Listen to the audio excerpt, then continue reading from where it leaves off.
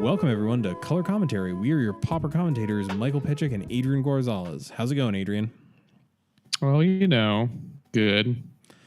All right. I got a question for you, Adrian. You like art? It's okay, but tell me more. All right. We have an affiliateship with Original Magic Art, and they are a great website with a lot of Magic merch with art from both Magic the Gathering's history and also the rest of the world's history. They've got tokens with a bunch of really cool public domain old pieces of art, and they make really solid products.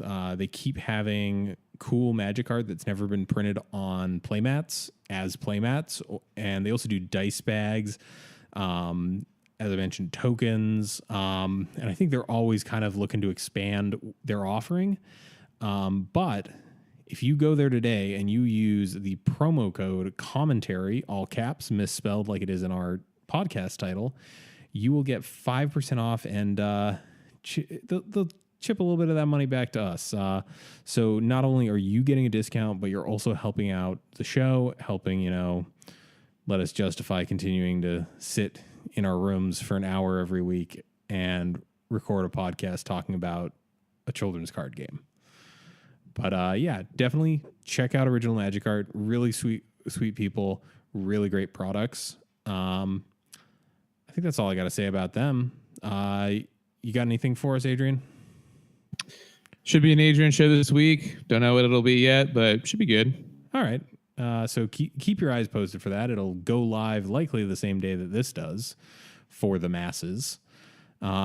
And that brings me to our last point, Patreon. We are on Patreon. You can support us on an episodic basis, and you get rewards based on how much you're given to us each time. And one of those rewards includes being able to listen to the full show uncut. You get to hear all the goofy stuff that happens at the beginning of the show when we're setting up, a little bit of stuff after the show where we kind of decompress. I don't know. If you like putting up with us for an hour and really want to put up with us for another 20 minutes after that, I'd say, go for it. Don't feel obliged to. Our content will always be available free by and large, but the Patreon allows us to continue justifying what we do and help support the show. Hopefully we're going to be using some of those funds soon to push the show a little bit more, push the website a little bit more, but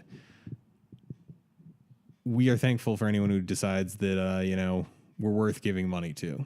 All right, so you were recently in Boston, and we already miss you here.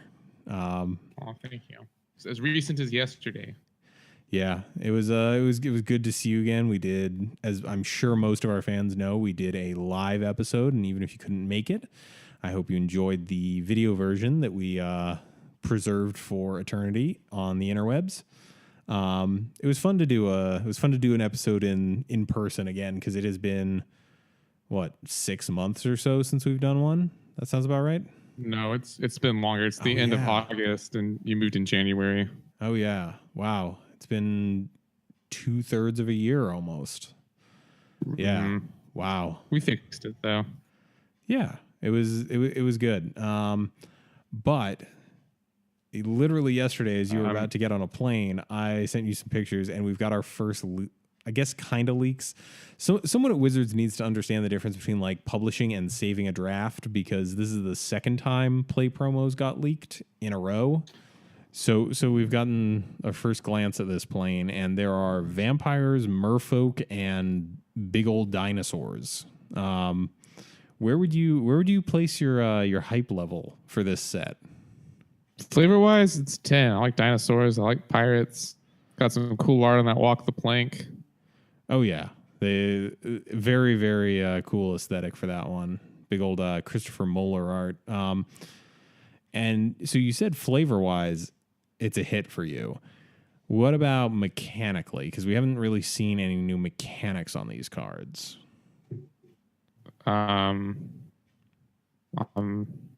I don't know. I don't know any of the new mechanics yet. Well, so what we saw was a rare that is kind of like Sun Titan, a rare that is kind of like Inferno Titan, a decent piece of removal, and we also got some key art actually. and we might be getting a pauper reprint. I don't know if you saw that they're doing a geocaching promotion where people are literally carting these little magic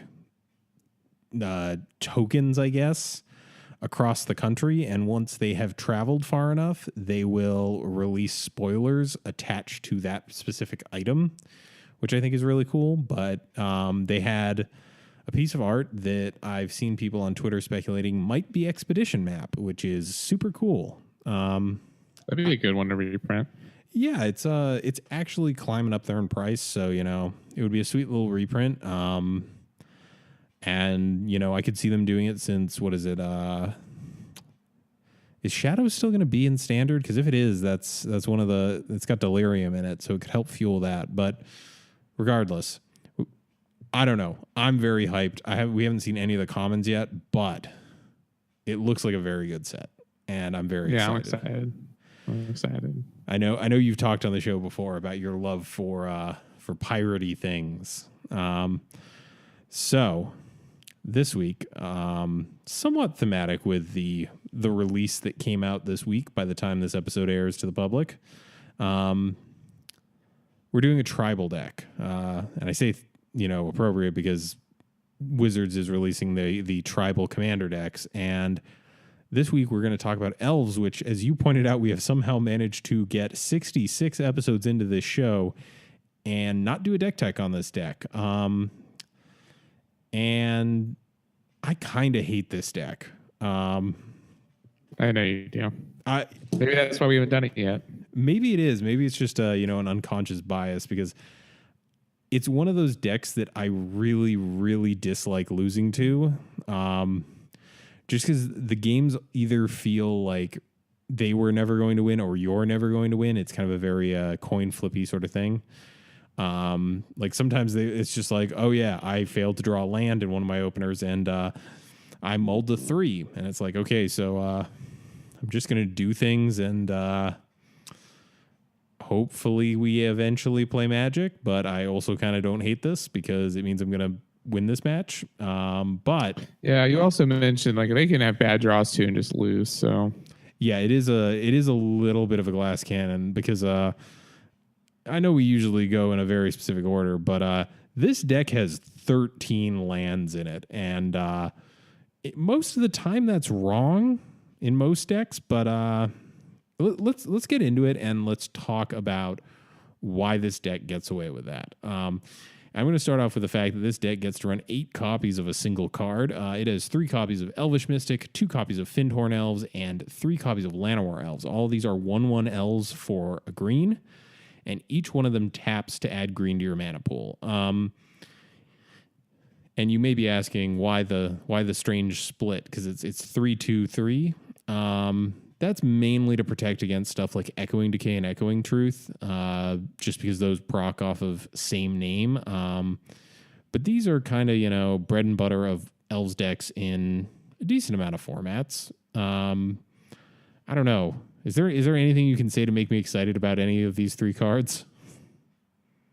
No. Yeah. They tap for mana. They're not Birds of Paradise, but, they will get the job done in mono green. Next up, we have Birchlore Rangers, which is green for a 1/1. It has Morph. I've never actually seen this thing morphed, but it has the ability tap to untapped elves you control, add 1 mana of any color to your mana pool. And the important thing is, much like Heritage Druid in the Legacy and Modern versions of this deck, it doesn't grant the ability to the other elves. It is just asking you to tap an untapped creature. It doesn't care about summoning sickness. And as I alluded to before, this is a combo deck, and it is important to be able to kind of go off in one turn. Right. One of the big synergies here is this deck and Nettle Sentinel, which is every time you play a green creature or a green spell, you untap it. So if you have Birchlore Rangers, and 2 Nettle Sentinels, you can theoretically dump all of your 1-drop elves from your hand for free. Yeah, it is. I don't know. It combos very efficiently once it gets the right pieces. We also have 4 copies of Quirion Ranger, which is green for a 1/1 elf, and it has the ability return a forest to your hand, untap target creature, play this ability only once each turn. And this kind of lets you go off a little bit more by being able to untap a mana dork, or preferably the next card on our list, Priest of Titania, which is 1 and a green for a 1/1 that taps to add green mana equal to the number of elves on the battlefield. And this is a silly, silly card. I don't know. What would you say this usually winds up tapping for in this deck? Anywhere between 5 to 10 mana, which sometimes is important, but sometimes doesn't really matter, honestly. I definitely, like, early on in the game, I might put it as a must kill, but if they're already at 2 mana, they can probably do a lot more silly things. So one of the good things about Elves is they play a lot of cards that don't actually win them the game, so that you know, if you know what to look for, you can keep them in check. Yeah. This is definitely one of the ones that leads to very broken starts, but it is not always an absolute must kill. Unlike the 3 copies of Elvish Vanguard, this was a downshift in EMA all the way from being a rare back when it came out, and it is 1 and a green for a 1/1 elf. Whenever an elf enters the battlefield, put a +1/+1 counter on Elvish Vanguard. And this kind of helped propel Elves in the wake of the Drake combo decks to be a very competitive deck, because it meant that, even decks that were playing sweepers in some form would often have the issue of they need to have exactly a sweeper followed up by one removal spell to handle the Vanguard that was left over. Yeah, the Vanguard brought a lot of power to the table, and I think it was one of the big reasons that the deck. This deck was probably one of the second best deck in the Drake meta, just because it was one of the few decks that could attack them on both a wide and a tall angle quickly enough to be a real threat to them. Yeah, and the fact that it gets a permanent boost is very, very important, because even though Elves sometimes, wouldn't care if it was just +1/+1 until end of turn, the fact that this lets you just kind of go like Elvish Vanguard into another 2 Elves, and then all of a sudden you've got a 3/3 that, is decent at surviving things. Yeah. That's usually, enough to get there. Yeah, it's definitely one of the big threats. Yeah. Next up, we have Sylvan Ranger, which is 1 and a green for a 1/1. When it enters the battlefield, you search your library for a basic land, reveal it, put it into your hand.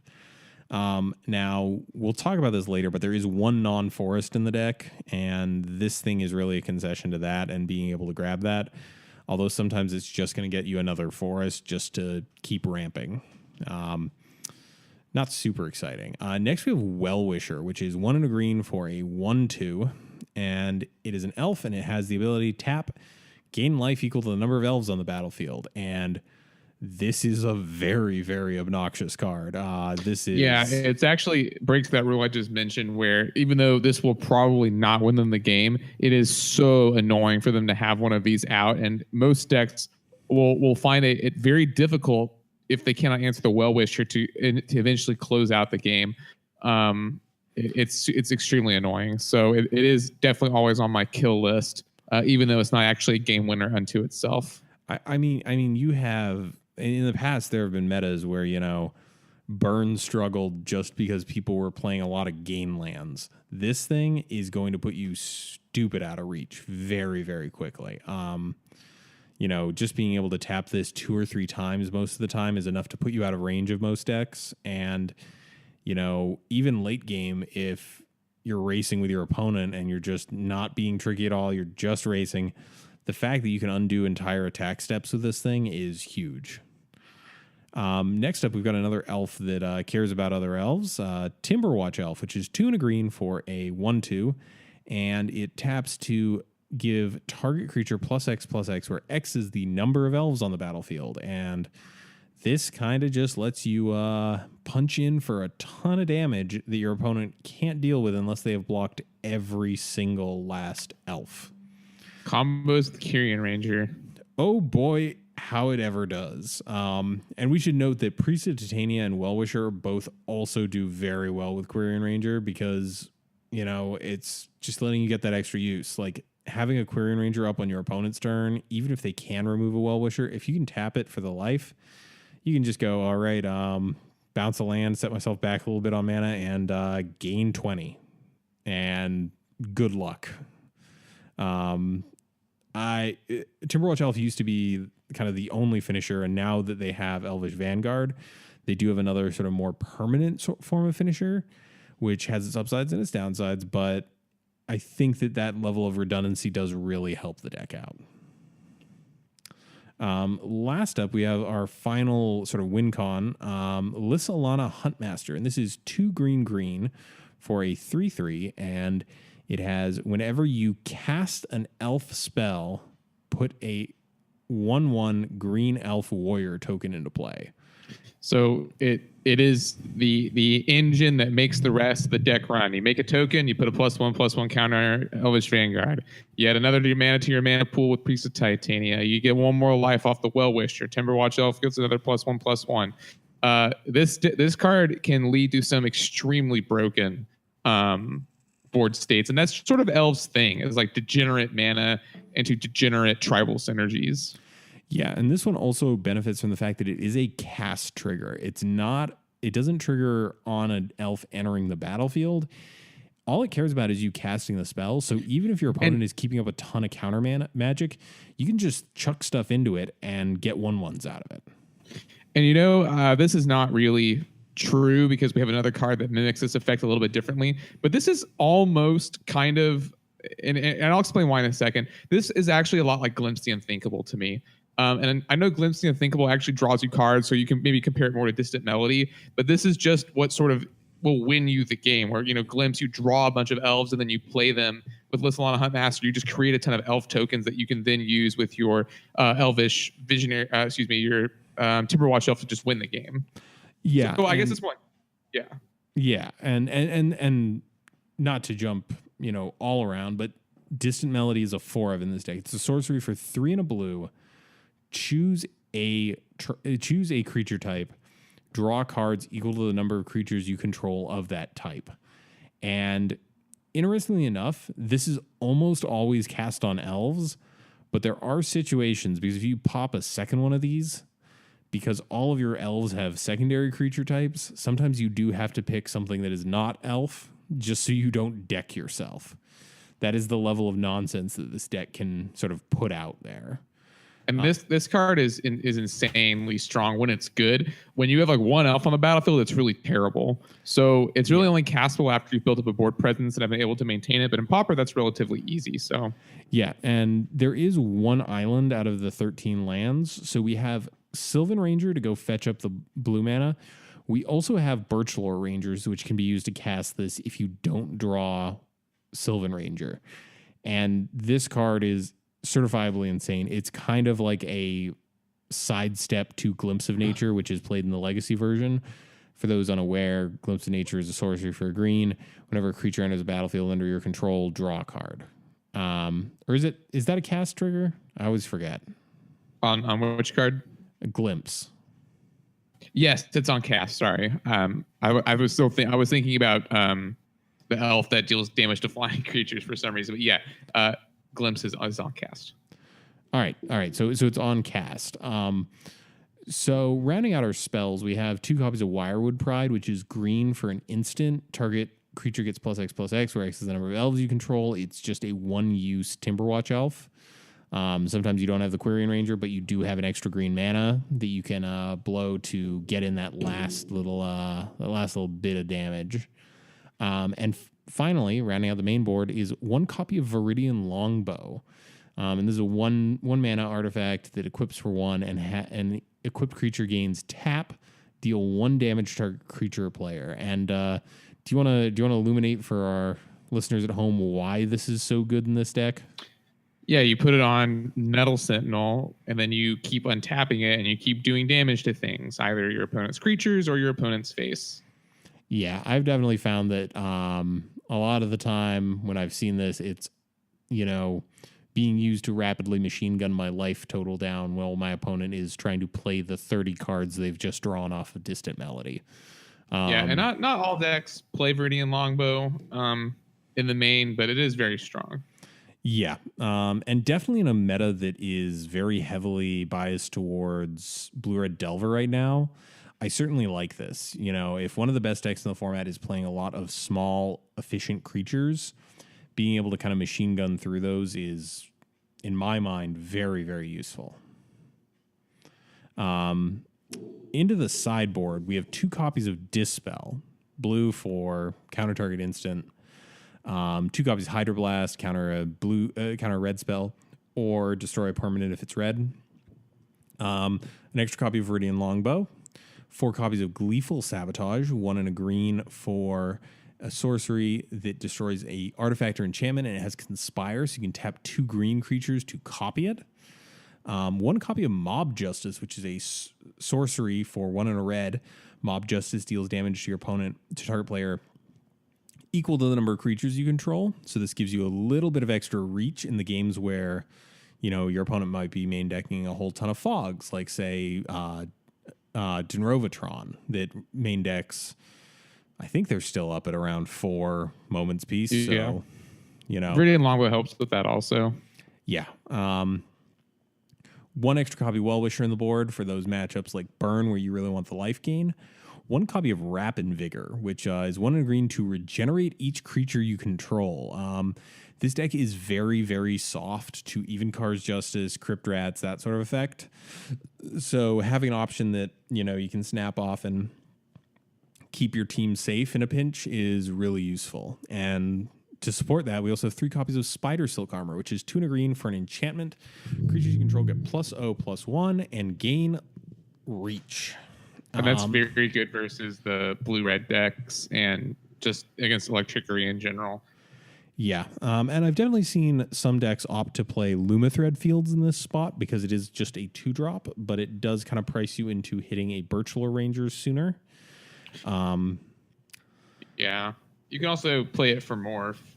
Yeah. If that ever matters. Yeah.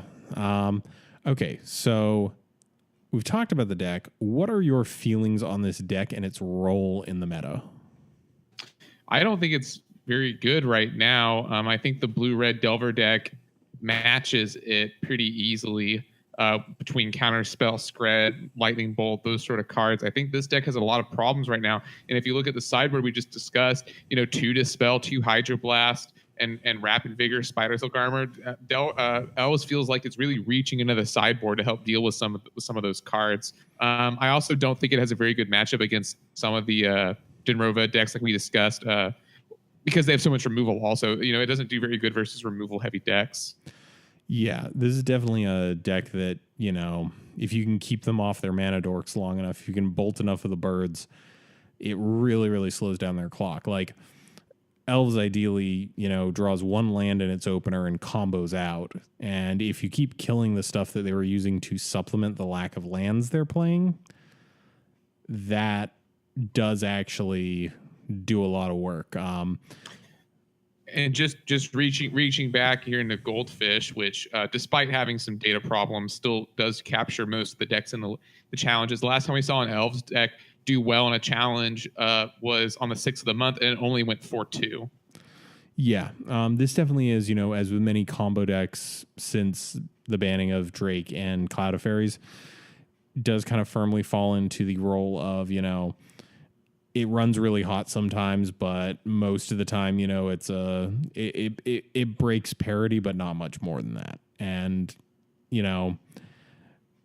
I'm personally happy for that because I really, really loathe playing against this deck. It's hard for a good chunk of decks to interact with.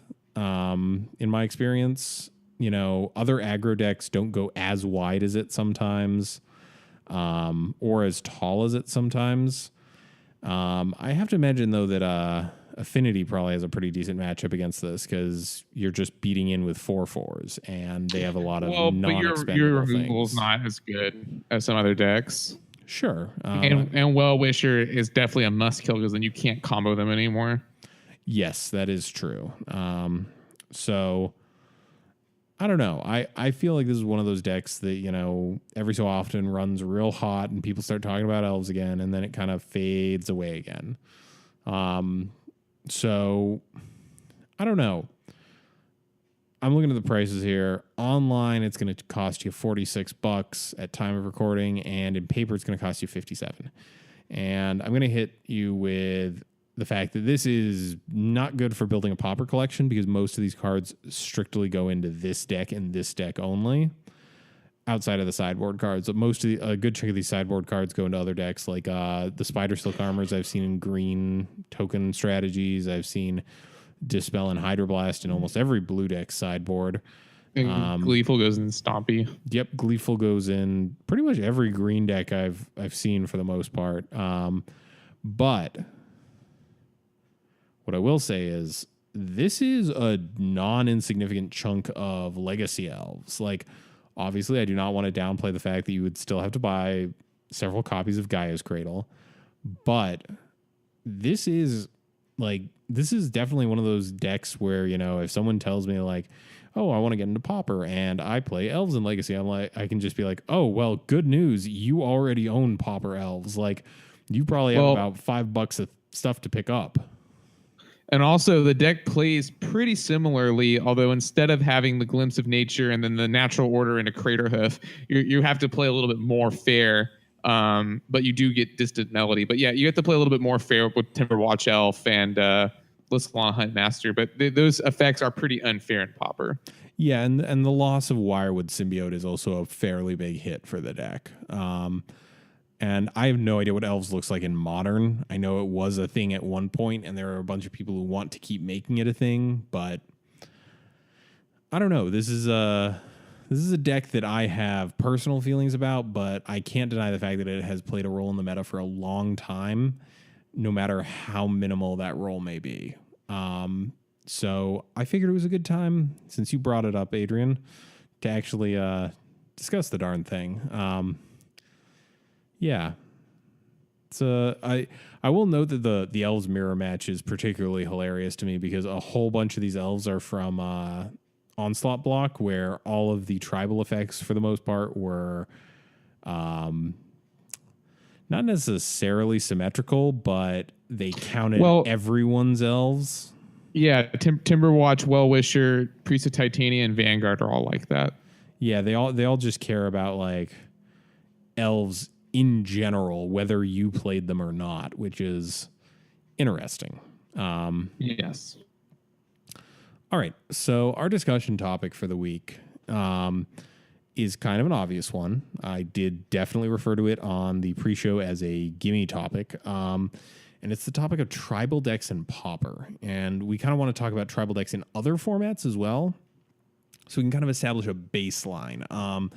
And I can say, for example, one of the first tribal decks I was aware of was one that was happening right when I started playing, and that is Rebels. Rebels was a particularly oppressive deck during Block Constructed, but got nerfed pretty hard when they removed Lin Civi from it. What other really solid tribal decks have there been over the years? Certainly Merfolk in Modern, and as far as occasionally you know, Legacy. but there's also. Oh, sorry. What'd you say? Occasionally Legacy. Merfolk shows up from time to time there. They do have True. Sure. There's also Slivers and Elves and Goblins, which are some of Magic's core creature types. Goblins not so good in Legacy anymore, but it used to be. Yeah, it still does well every so often because in Legacy it is very much a super toolbox deck. I'm trying to think of other. Obviously, Commander has a love for tribal things because there are a lot of legendary creatures that care about a specific tribe that they belong to. And certainly there have been a lot of limited formats that have been based around tribes. For example, that's the entire shtick for Lorwyn is the fact that it's all about tribes. Shadows over Innistrad, the allied color pairs for limited were all tribal based. There's a zombies tribal thing in the current draft format, Hour of Devastation and Almanket.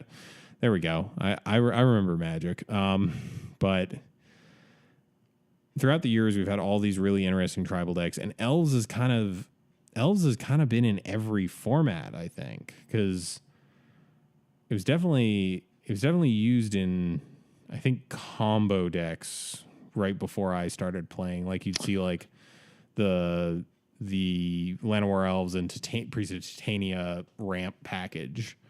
And in Onslaught block, they were definitely a thing. And they've kind of always been a thing for the existence of Legacy, and they've shown up in Modern. So there was a limited elf deck in Origins also. Oh, that's true. That was Black Green's archetype, wasn't it? And likewise for Eternal Masters. Whereas they were both kind of awkward because none of the other color pairs were tribal, but okay. So there's this whole storied history of these tribal decks.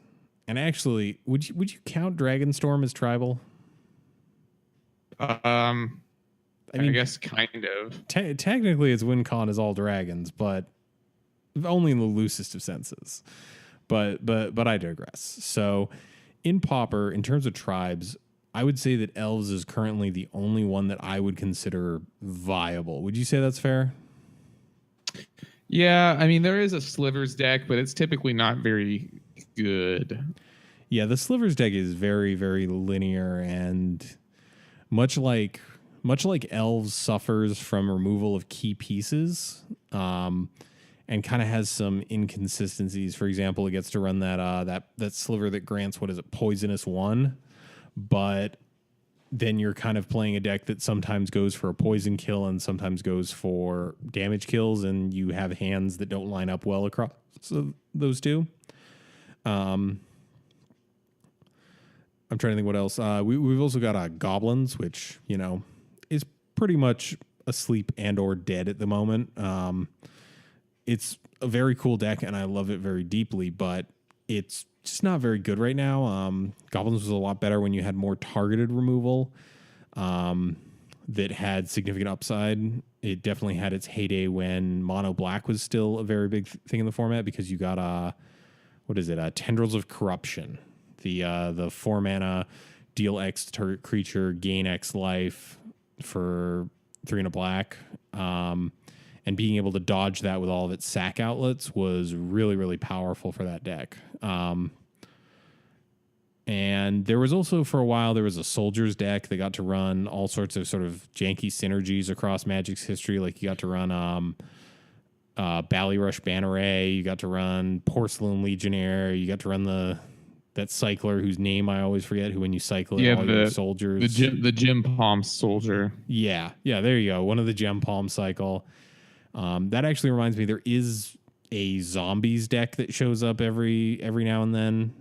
It's never really been that good, but it certainly does exist. That gets to leverage stuff like Gem Palm Incinerator and I'm not going to Gem Palm Polluter. You mean Gem Palm Polluter? Excuse me. Gem Palm Incinerator is the Goblin one that is not legal in our format. Correct. Polluter and what's the other one I'm thinking of? There's the one that taps. It's like Foul Shepherd or something. Rot Shepherd. Shepherd of Rot. Shepherd of Rot. It taps, it does damage. Yeah, it taps. Each player loses life equal to the number of zombies in play. Yeah, that's Shepherd of Rot. I have definitely seen Rebels lists for Pauper. They do not look good to me. I get that it lets you cheat on your mana, but hoo boy, the payoffs are like, all right, I get to tutor up, 2/1 flyers for 4 mana. Boy howdy, I sure am getting my card advantage. So I think one of the things is what makes it easier to have these tribal synergies in other formats besides the Lord effects. Like definitely Cavern of Souls helps. Yes, Cavern of Souls does help quite a bit. Especially in formats like Legacy, where Force of Will is ubiquitous in Legacy. Like, I don't think you could probably go to a Legacy tournament and not play against Force of Will at some point in that day. I'm trying to think of any other factors. Aether Vial gets played in a lot of the low CMC decks. Elves is kind of the exception because it has so much mana ramp built into it that lets you cheat mana that way. But when you look at stuff like Merfolk and there's occasionally a Legacy Slivers list shows up, these decks almost always play Aether Vial because it lets you basically cheat mana costs very, very efficiently, and has, you know, all sorts of tricky little plays. I know with Merfolk, they've got like tricks to be like, okay, well, you didn't block, so Aether Vial in a Lord, get in an extra 3 points of damage and kill you, that sort of stuff. And it's definitely a big boon, I would say. Because, for example, when we had the professor on, he talked about how he thinks, you know, he would love to have something to make Merfolk, quote unquote, real in Pauper. And that's definitely a tribe that, like, what are the payoffs for Merfolk in Pauper? There's the Merfolk that makes other Merfolk tokens. It's sort of like the we just talked about the elf. It's sort of like the elf one. I think it's from Lorwyn also, like I said. But and I think it makes Merfolk tokens whenever you cast an instant or sorcery. I thought it was. Oh no! I remember this one. It's Stony Brook something. It's yeah, Stony Brook Schoolmaster, something like that. There we go. I think it's whenever it becomes tapped. And I definitely remember seeing like janky lists that ran it and a bunch of vehicles because you can crew the vehicles. Okay, it's from Morningtide. It's Stony Brook Schoolmaster. You're right. Whenever it becomes tapped and you put a 1/1 blue Merfolk Wizard creature token into play, but it's 3 mana for a 1/2.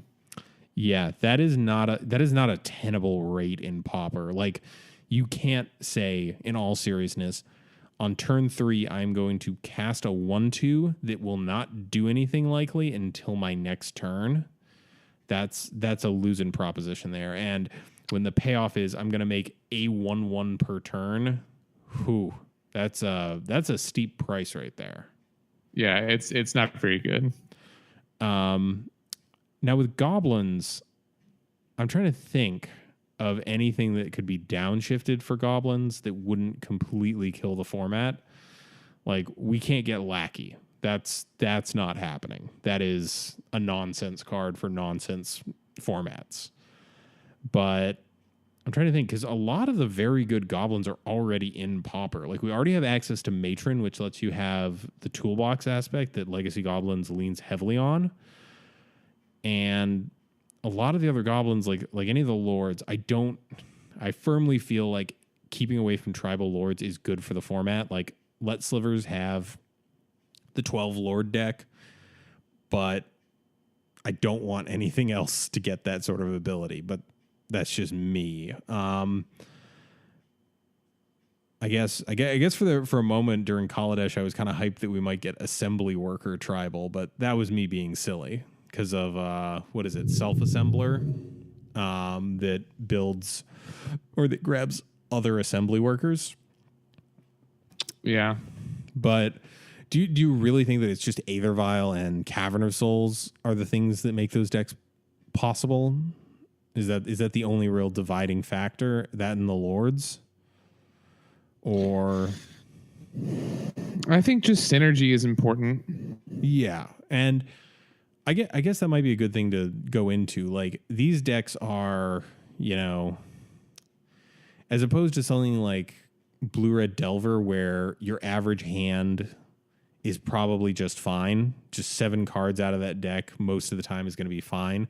There's going to be some level of interaction between your cards, versus something like Elves, where, you know, you can get hands where it's like, okay, well, I can spam out mana dorks, but I don't have any payoff for them. Or I have all the payoff and none of my mana dorks. This is going to be rough. And I think that's definitely one of the things about tribal strategies is, especially in Pauper, they do kind of require you to have certain sequences that go really well. Like going turn 1 mana dork in Elves into turn 2 mana dork and, you know, some other enabler, and, you know, getting 4 or 5 bodies on the ground by by the time turn 3 rolls around, so you can start going nuts. But if your opponent starts to interact with you, that sort of takes that opportunity away from you. Do you think that's fair? Yes, I definitely think so. Which is why the deck is a little bit more fragile. Yeah, and I think with Goblins, the main issue is just it's not fast enough. It can't keep up with the likes of Stompy. Yeah, it's way more of a utility focused deck with cards like Sparksmith. Much like I guess it is in Legacy, but yeah, it's not really a good aggro deck, and it's not really a good mid-range deck because all of your creatures are kind of terrible. Yeah. And the fact that we don't have Goblin Grenade really hurts. And I think you mentioned earlier, what could we downshift? In paper, there is technically Goblin Grenade if your LGS allows for it, but on Moto, there isn't that option. But honestly, I don't know if at this point, if Goblin Grenade would really be a big problem. Yeah, I was going to say my experience, because Pat's games where I used to play and Adrian still plays allows Goblin Grenade. I had actually, when I played Goblins, like semi-seriously, I had cut down to like a one-of grenade because it felt like a lot of the time it was just like I was getting 2-for-1 off counter spells and stuff like that. Yeah, because there's so many counter spells, and because Hydroblast is a card, it's a little bit harder to justify grenade in my opinion. Yeah, it's definitely not as good or as busted as people think. Like, I think the biggest thing is it's got those feel bad moments where your opponent just, on turn 4 or whatever, just goes, all right, Goblin Grenade, bolt you, game. Like I feel like it's a loss aversion more than it would actively be bad for the format. And I guess on the other hand, I'm always the one who says, I'd like as few non-games as possible. So yeah, it's probably a good thing that's never getting downshifted, because I can't imagine a limited format where they'd go to themselves, you know what red really needs in this format? Just, a 1-mana deal 5. Yeah. just I can't imagine us being in a position where they were like, yeah, this is good. This is a good card. But yeah, Goblins is one of those decks that I love deeply because it does have a lot of interesting lines of play, like being able to survive cards like Nausea by having the sack outlets where you can pop half of your board and sort of effectively have the effectiveness of those cards. And obviously those nutty hands where you just go like Foundry Street Denizen into Mog War Marshal into Goblin Bushwhacker next turn. Those definitely are enjoyable games for me. It's just, I feel like you're not keeping up with the aggro decks, and you're also not going to beat the control decks. You're not fast enough for control decks to worry about you this day and age, because they all should be teching for matchups like Stompy and Red Deck wins. And as a result, your aggro cards are even worse because your opponent is actively boarded for a better aggro deck, if that makes any sense. Yeah, it makes total sense. I actually just pulled up Legacy Goblins because I was curious, and I'd forgotten that this is not a mono red deck. And it plays black. The list I'm looking at certainly does. And this one is even splashing green off of a Taiga. What's it running in those cards for?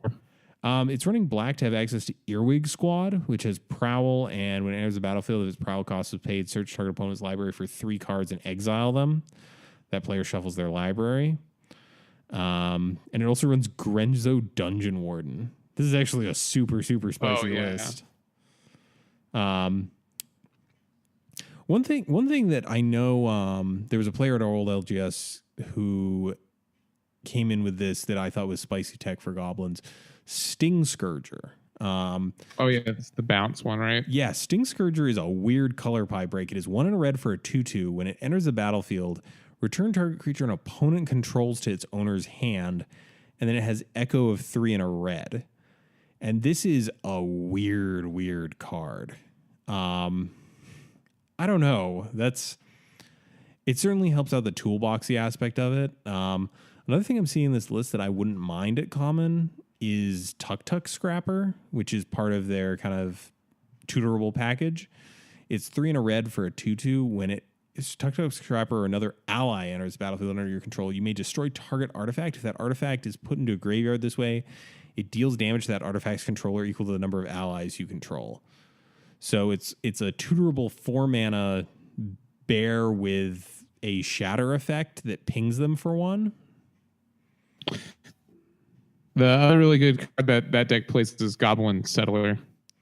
Yes. And that is, can you remind me of that one? It's 3 for a 1/1 that blows up a land. Yeah, something like that. I think it's actually a 4-drop. Yeah, and is absurdly expensive. Yeah. There's also a Tin Street Hooligan, which is pauper legal. That is another interesting shatter effect on a stick. It's 1 and a red for a 2/1 when it enters the battlefield. If green was spent to cast it, destroy target artifact. Yeah, so it's a little bit less good in pauper. Yeah, again, I'm kind of seeing, something that we talked about last episode. The efficiency of mana fixing in pauper is so much lower than a lot of other formats that, you don't get to have these like cool, spicy little inclusions that can really help even out some matchups. Instead, when you're playing one of these synergistic decks that has like a very focused game plan, a lot of the time you're just better going monocolored. Because even if, you do include some duels, you're not fetching for them. It's not like, my opener includes my splash card. I guess my first fetch is going to go and get one of my duels with that off color in it. So that I think really hurts these tribal decks. Because, can you imagine if, you didn't have to play Sylvan Ranger to get your island? You just got to play some sort of island/breeding pool lookalike in that deck. That deck would be way, way better. Yeah, I would like it a lot. So I think when it comes to tribal decks, I think my big thing is, Slivers obviously has been restricted down to a 2-color deck, whereas the legacy version, while it's not good, is a 5-color deck. It's a full 5. And yeah, because you can play really powerful slivers too, like Gale Rider Sliver, which gives all of your slivers flying. So the evasion is really nice, and I don't know if we really have that in pauper. We actually do. Winged Sliver is a common. It is 2 mana versus 1, but it is a common. But again, like splashing for that's rough. Even if because then you're kind of priced into going, okay, well, do I need the sliver that lets all my slivers tap for mana of any color? And then you're actively weakening your aggressive game plan. So I think it comes down to tribal decks and pauper need to be so hyper focused because there is a real cost with those tribal strategies. And as a result, you can't really like Elves decks look very similar to one another. There's not a whole lot of variance and there's not a whole lot of wiggle room outside of the sideboard. And, same for Goblins or any of these other tribal strategies in pauper are pretty much the same every time I've seen them. And there's a reason for that. Those solutions work and are the ones that have worked the best. So I don't know. It's kind of funny. I personally dislike tribal decks in the formats I've played against them in, and I guess on a personal level, I'm glad they're not good. But in terms of diversity of strategies, I don't know how I feel about it. How about you? I think I agree mostly with you. There's just not really a lot of the high payoff cards in these decks. Even in humans, which is one we talked about earlier, which gets to be 5-color also because it has, in modern we have access to Ancient Ziggurat, we have access to Cavern of Souls. You can't reliably play turn 1 Champion of the Parish, which is a power level we'll never see at common, into turn 2 another 2-drop human spell that I'm sure I could think of if I had more time. So it's in a totally different color also, right? Like let's say that the champion's in white and your other card is black blue. You can totally do that when you're playing Cavern in your deck. Yeah, you can have these sort of goofy eternal format curves where it's like I think Slivers tries its hardest And I think it is the closest thing we have to what you might think of as a traditional tribal deck. Certainly Elves is a tribal deck, but it's all in on combo, and certainly Goblins is as well. It's toolbox, like it's legacy cousin, but it's just not very strong, and you don't have synergies like Siege Gang Commander and Goblin Lackey. But I think Slivers is most solidly the I'm going to play dudes who progressively get bigger until they run over you type of strategy. Yeah, it's definitely the most traditional of them, and does definitely suffer from the mana and pauper. So and then zombies is also not very good. I don't even think we've talked about zombies that much. We mentioned it. It's really not good. It's been a while since I've even seen people discussing it, because it's, you know, it's another one of those tribal decks that's just not very, it's not fast enough to be an aggro deck. It's not controlling enough to be a control deck, and it doesn't play mid-range super well. Is Slivers the only tribal deck that has the lords in it in common? Yeah, that really hurts the other ones. I'm trying to think. The soldiers deck does have the cycler, which does pump all of the soldiers, but it's not really a lord effect in the true sense of it. Yeah, we don't really get lords or anthem effects at common. And, you know, we've done episodes in the past where we've talked about the effects missing from our format, and those two are definitely pretty sizable omissions from the format. So I don't know, like maybe someone can prove us wrong and point out something that we missed. I guess, you know, there's an element of tribal strategy in Delver lists that run both Fairy Miscreant and Spellstutter Sprite. But again, like, sure, I could see that. But again, you're not all in on it. It's not like, you know, oh well, I didn't see the Fairy Miscreant turn one, so Spellstutter Sprite's useless. No, Spellstutter Sprite's fine, even if those are the only fairies in your deck. I mean, I've even run like 1 or 2 copies of that in the sideboard of Alchemy, just because it's still just a good card on its own. And you know what? There you go. There's the issue. Goblin Sledder, useless without another goblin. Whereas Spellstutter Sprite, just fine. Like, that's true of the Elves deck too, though. Yeah, that's what I'm getting at here is a lot of those Elves, like Well-Wisher in Elves is an absurd card. But if you don't have other Elves, it doesn't do much of anything. It's a tap to gain 1 life creature. Whereas it is much worse. Yeah. Yeah, these sort of mild tribal synergies, I think, work much better because it doesn't rely on you being like, okay, I have critical density of this effect, and I have eschewed any other options here. Like, even when Goblins was playing like a good chunk of burn, like it was still ostensibly a tribal deck first that also happened to play Bolt because it was good removal. And, you know, a couple of Fire Blasts because sometimes you just need to dome them for 4. So I think for me, that's, I guess, you know, that's the big takeaway. Like these, and you talked about the 5-color humans deck, and I'm more familiar with the version that shows up in Legacy and Vintage and is silly. But with that, you know, you got a variety of effects. So you got the toolboxy thing.